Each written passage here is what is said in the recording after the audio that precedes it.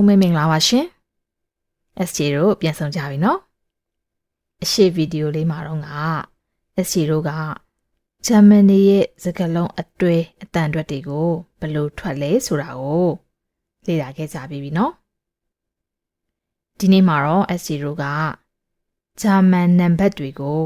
ဘယ်လိုခေါ်လဲဆိုတာအတူလေ့လာကြည့်ကြမယ်နော်အစင်းနဲ့ဖြစ်ပြီဆိုရင်စလိုက်ရအောင်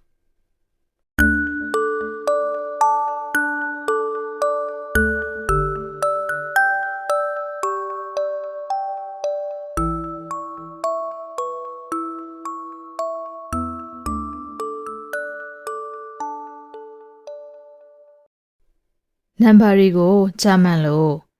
ဒီဆာလန်လို့ခေါ်ပါတယ်။အဲ့ဒီမှာ SJ ကသတိထားစရာလေးတစ်ခုပြပြခြင်းနဲ့ဂျာမန်မှာအတန်ထွက်တဲ့အချိန်မှာ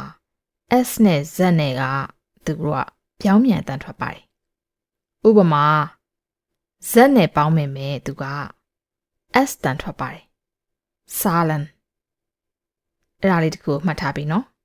။အဲ့ဒါကြောင့်မလို့Z နဲ့ပေါင်းတဲ့စကားလုံးတွေကိုတွေ့ပြီဆိုလို့ရှိရင်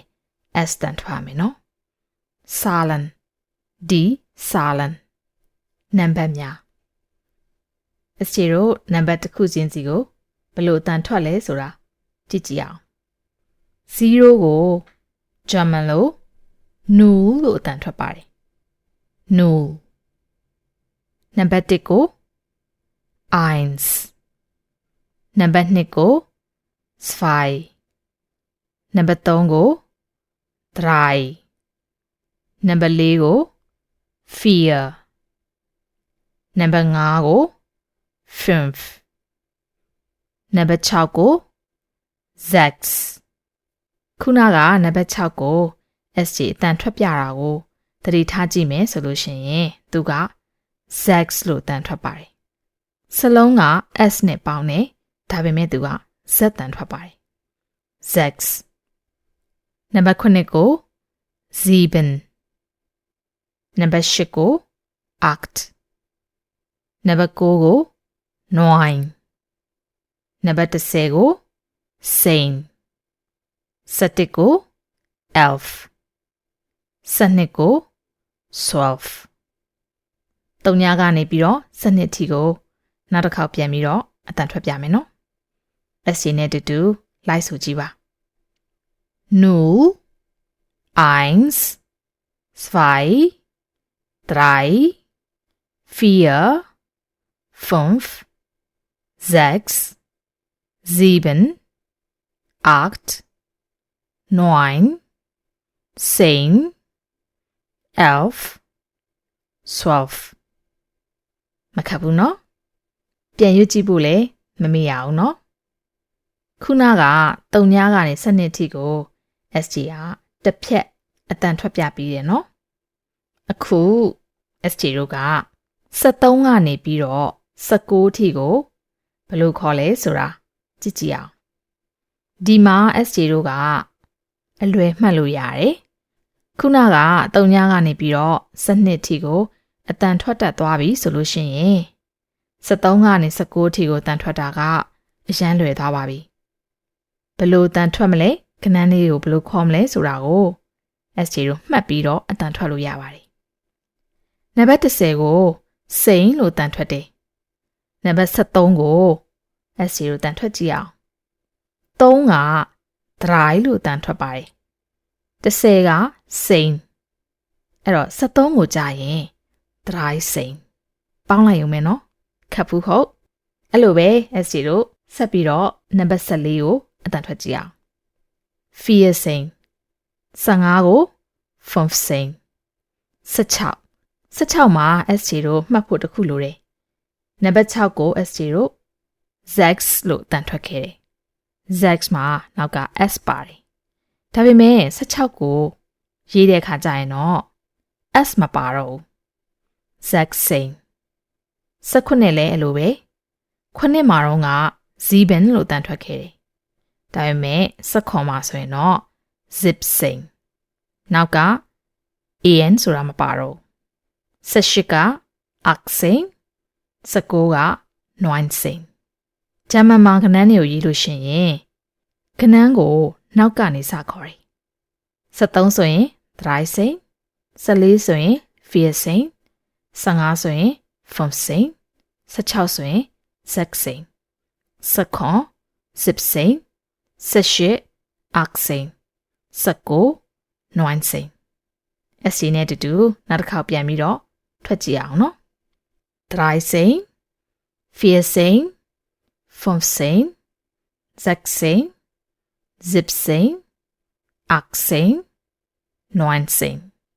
မခက်ဘူးဟုတ်အဲ့ဒါဆိုရင်20ကနေ29အထိကိုထပ်ပြီးလေ့လာကြည့်အောင်10ကို SG တို့က sing လို့တန်ထွက်ခဲ့တယ်နော်20ကိုဆိုရင်ဘယ်လိုတန်ထွက်လဲကြည့်ကြည့်အောင်20ကို Svensish အဲ့တော့ German number တွေကို SG တို့ကအတန်ထွက်လို့ရှိရင်နောက်ကနန်းကနေစပြီးတော့တန်ထွက်တယ်လို့ပြောခဲ့တယ်နော်အဲ့တော့21ကို SG တို့ဘယ်လိုတန်ထွက်မလဲဆိုတာကြည့်ကြည့်အောင်နောက်ကနံပါတ်1ကနေစခေါ်မယ်နံပါတ်1က eins ဒါပေမဲ့သူက21တို့31တို့41တို့အဲ့လိုမျိုးကဏ္ဍနေဆိုလို့ရှိရင် eins မှာ s မပါတော့အဲ့ဒါကိုတော့သတိပြုရမယ်နော်အဲ့တော့1ကို eins 20ကို Svensish အဲ့နှစ်ခုကြားထဲမှာ n တလုံးထည့်လိုက်မယ်အင်္ဂလိပ်လို့ဆိုရင်တော့ ANDN ပေါ့ဂျာမန်လို့ဆိုရင်တော့ ONDN အဲ့တော့21ကို ein on Svensish စလုံးကကြည့်လိုက်လို့ရှိရင်အရှိကြီးလို့ထင်ရတယ်ဒါပေမဲ့သူ့ရဲ့ခေါ်နည်းကိုသိသွားရင်တော့ဘာမှမခက်တော့ဘူးเนาะ20ကို Svensish လို့ခေါ်တယ်နောက်က1ဆိုရင် ein on Svensish 21အဲ့လိုမျိုးပဲဒီပုံသင်နည်းနဲ့ SJ တို့နောက်ထပ်22 23 24အကုန်လုံးကိုတန်ထွက်ကြည့်အောင်22ကိုတန်ထွက်ကြည့်မယ်နော်2က zwei အဲ့တော့22ဆိုတော့ zwei on Svensish 23 3 on Svensish 24 4 on Svensish 25 5 on Svensish 26 6 on Svensish ဒီမှာ 6 on Svensish မှာ 6 နံပါတ်6က s ပြန်ပါလာပြီနော်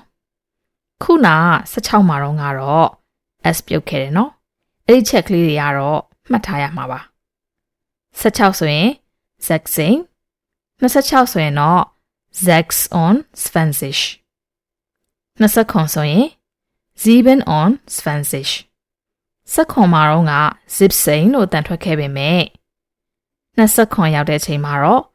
7 on Svensish ငကိုသူ့ရဲ့ပုံမှန်နံပါတ် form အတိုင်းပဲသွားပါမယ်နော်အဲ့ဒါလေးတော့မှတ်ထားရမယ်နော်28ကို arc on Svensish 29ကို 9 on Svensish ခုန ST ပြောခဲ့သလိုပဲနံပါတ်တွေကိုကြည့်ပြီးတော့ဘာနံပါတ်လာ ST တို့ခေါ်နိုင်မှာဖြစ်ပါတယ်20ကနေစပြီးတော့အတန်ပြန်ထွက်ကြည့်မယ်နော် Svensish ein on Svensish 2 on Svensish 3 on Svensish 4 on Svensish 5 on Svensish 6 on Svensish 7 on Svensish 8 on Svensish 9 on Svensish ခပ်ဘူးဟုတ်ဒီထိရပြီဆိုလို့ရှိရင် SJ တို့တစ်ဆင့်ထပ်ပြီးတော့တက်ကြည့်ကြမယ်နော်ခုနက SJ တို့3ညကနေပြီးတော့29ထိလေ့လာကြည့်ပြီးပြီနော်အခု10ကဏ္ဍတွေကိုဘယ်လိုခေါ်လဲဆိုတာ SJ တို့တစ်ချက်လေ့လာကြည့်အောင်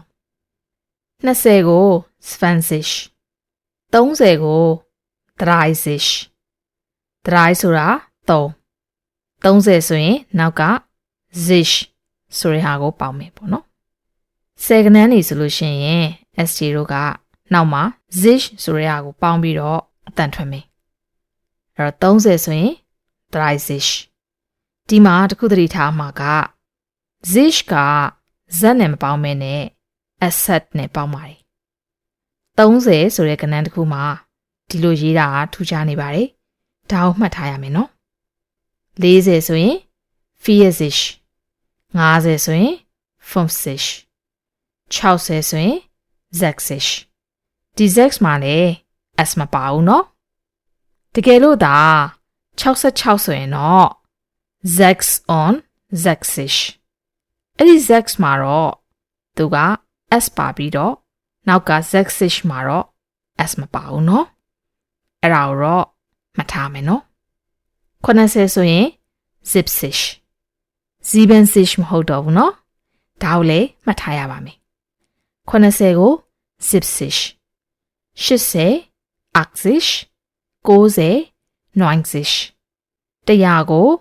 100အရှိက I ကိုဖျောက်ပြီးတော့100လို့လည်းခေါ်လို့ရပါတယ် SJ တို့3ညကနေပြီးတော့100အထိကိုပြန်ပြီးတော့ဆိုကြည့်အောင် SJ နဲ့တူတူလိုက်ဆိုကြည့်ကြမယ်နော် 0 1 2 3 4 5 6 7 8 9 10 11 12 13 14 15 16 17 18 19 20 21 22 23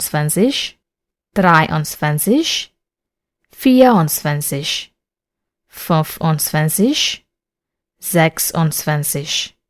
27 28 29 30 31ဆိုရင် 1 on 30 32 2 on 30 40ဆိုရင် 40 45ဆိုရင် 5 on 40ဒီ formula အတိုင်းပဲ S0 သွားမယ်နော် 50 60 70 80 90 100မခတ်ဘူးဟုတ်ပါဇက်ထဲမှာအတန်တွက်တွေကိုဆွဲနေအောင်တော့ S0 လေ့ကျင့်ကြည့်ဖို့လိုမယ်နော်ကဲတကယ်ကို challenge ဖြစ်တဲ့နောက်တစ်ဆင့်ကို S0 တက်ကြည့်အောင်အခု S0 ထပ်ပြီးတော့လေ့လာမှာက100ကနေ69ကြားထဲမှာရှိနေတဲ့ကဏ္ဍတွေကို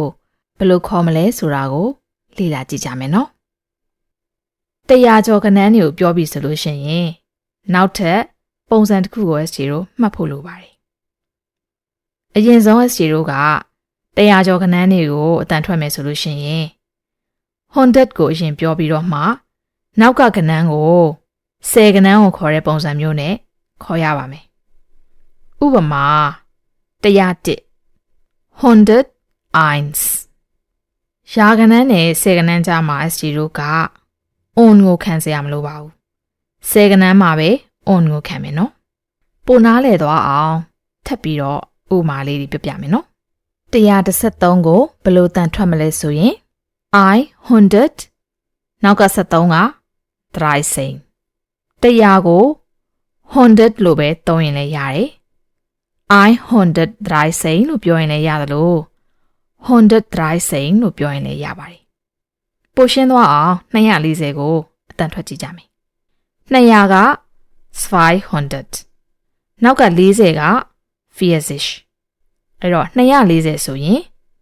540ခေါ်နီးကိုတိသွားပြီဆိုလို့ရှိရင်ဘာကဏ္ဍလာလား S0 အတန်ထွက်တတ်မှာပါ666ကိုပြောကြည့်အောင်600က Z100နောက်က66က Z on Z6အဲ့တော့666ဆိုရင် Z100 Z on Z6အဲ့ဒီတော့ S0 ကဘာကဏ္ဍမဲလာလားသူခေါ်ရမယ့်ပုံစံကိုသိသွားပြီဖတ်တတ်သွားပြီဆိုလို့ရှိရင်ဘယ်လောက်ရှိတဲ့စကားလုံးပဲဖြစ်ဖြစ် S0 AC ဖြစ်သွားပြီဟုတ်တယ်ဟုတ်ကဲအခုပဲတငယ်ချင်းတွေကိုသွားကြွားကြမယ် German စကားလုံးရှည်ကြီးကိုဖတ်တတ်သွားပြီလို့ကဏ္ဍတွေကိုလေ့လာတာပြောစရာကောင်းတယ်မလားရှင် SJ က German စာကို sharing လုပ်ပေးခြင်းလို့စူးစမ်းပြီးတော့ပြောပြတာနော်အဲ့တော့ SJ ကိုလည်းပြန်အားတက်အောင်လို့အခု SJ ပြောပြမယ်နံပါတ်တစ်ခုကို comment မှာ German လို့ရေးပြခဲ့နော် German လို့ရေးပြရမယ့်နံပါတ်ကလေးက444 SJ လာကြည့်မယ်နော်အခု SJ တို့ဆက်ပြီးထောင်ကနန်းကနေမီလီယံထိကိုဆက်လေးလာကြည့်အောင်ဘာမှမခက်ဘူးနော်လွယ်လွယ်လေးပဲ SJ တို့ခုနပုံစံအတိုင်းပဲတဆင်ပြီးတဆင်သွားမယ်ဆိုရင်ဘာကနန်းမဲလာလား SJ တို့ရေးနိုင်မှာဖြစ်ပါတယ်ကြည့်ကြည့်အောင်1000ကို1000 1000လို့ခေါ်လဲရသလို1000လို့ပြောလို့ရှိရင်လေ1000ကိုပြောတာဖြစ်ပါတယ်1173ကို SJ တို့ပြောကြည့်အောင်အဲ့တော့အရင်ဆုံးထောင်ကနန်းကိုရင်ပြောမယ်ပြီးရင်ရာကနန်းကိုပြောမယ်ပြီးရင်နောက်ကကနန်းတွဲကိုပြောမယ်1173ကိုပြောမယ်ဆိုရင်1113မခက်ဘူးဟုတ်တသိန်းကိုပြောမယ်ဆိုရင်တော့100,000 SJ တို့အင်္ဂလိပ်လိုမှာကနန်းတွေကိုရေးလို့ရှိရင်ကနန်းတွေရဲ့သုံးလုံးတွဲမှာဖြတ်တာကကော်မာတွေနဲ့ဖြတ်တယ်ဒါပေမဲ့ဂျာမန်မှာတော့ full stop နဲ့ဖြတ်ပါတယ်1 million ဆိုရင်ဂျာမန်လိုeine Million eine Million ကဲခု4000နဲ့245ကို SJ တို့တန်ထွက်ကြည့်အောင်ကနန်းတွေကိုဖတ်မယ်ဆိုလို့ရှိရင်တစ်ဖြက်စီဖြတ်ပြီးတော့ဖတ်ပါမယ်မီလီယံထိမရောက်သေးဘူးဆိုရင် SJ တို့က1000နဲ့ဖြတ်ပြီးတော့ဖတ်မယ်အဲ့တော့ရာကနန်းရဲ့800ကနန်းကိုသူ့ရဲ့နံပါတ်အတိုင်းခေါ်ပြီးတော့1000လို့ခေါ်မယ်ပြီးမှရာကနန်းကိုပြောမယ်ပြီးရင်နောက်ဆုံးအတွဲနံပါတ်ကိုပြောမယ်အဲကြောင့်မလို့4245ကိုဖတ်မယ်ဆိုရင်40,245 စစချင်းမှာ SJ တို့ German နံပါတ်တွေကိုလေ့လာတဲ့အချိန်မှာရှုပ်တယ်လို့နည်းနည်းထင်ရတယ်။ဒါပေမဲ့အရှိပိုင်းက SJ ပြောခဲ့တဲ့ကဏ္ဍတွေကိုသေချာမှတ်ထားမယ်။ပြီးသွားရင် German နံပါတ်တွေကိုဘယ်လိုခေါ်လဲဆိုတဲ့သူ့ရဲ့ format ကိုမှတ်ထားပြီးပြီဆိုရင်ဘယ်လိုကဏ္ဍမဲလာလား SJ တို့ကဖတ်နိုင်မှာဖြစ်ပါတယ်။စူးစမ်းကြည့်ကြမယ်နော်။တကယ်လို့ဘယ်လိုထွက်ရမလဲမသိဘူးဆိုလို့ရှိရင်SJ ကိုအချိန်မရွေးလာမေးလို့ရတယ်နော်။ SJ ကပြောပြချင်လို့စောင့်နေပါတယ်ရှင်။ဒီနေ့အတွက်တော့ခဏနေကိုလေ့လာတာကိုဒီမှာပဲခဏနားကြမယ်နော်။နောက်တစ်ခေါက်မှာ SJ တို့ဘာကိုလေ့လာမလဲဆိုရင် personal pronoun တွေနဲ့ verb တွေရဲ့ပြောင်းလဲပုံတွေကိုသွားပါမယ်။နောက်ထပ်ဗီဒီယိုလေးမှာပြန်ဆောင်ကြမယ်နော်။ကောင်းသောနေ့လေးဖြစ်ပါစေရှင်။